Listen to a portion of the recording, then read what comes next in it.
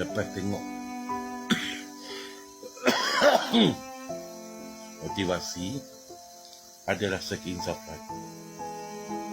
Kan, nak berhenti vape 2 hari, terus boom, sesak nafas, lemah jantung, pergi hospital, kritikal.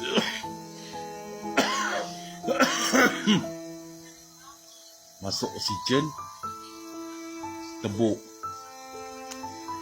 Kita tebuk-tebuk keluarkan air daripada paru-paru kan. Yang kata doktor pembohong kan, yang ambil pet paru-paru kan.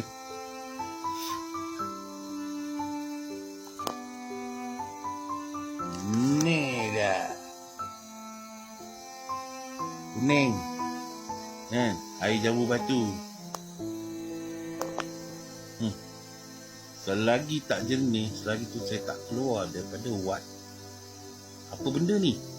Inilah yang duduk dekat paru-paru saya, yang melemahkan jantung sampai jantung tinggal 3%. Nah ya, itu air cecair paru-paru dan juga nanah.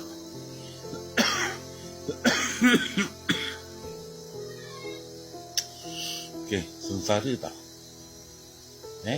Baru nak insaf isap vape, nak bertinggalkan vape, dah takut.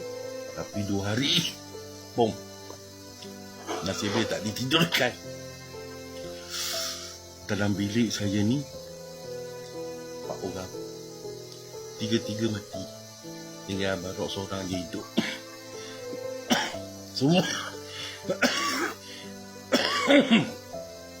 Semua muda lagi, umur 30 ke bawah.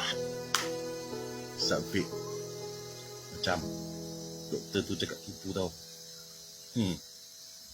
Isaplah vape lagi kan, degil.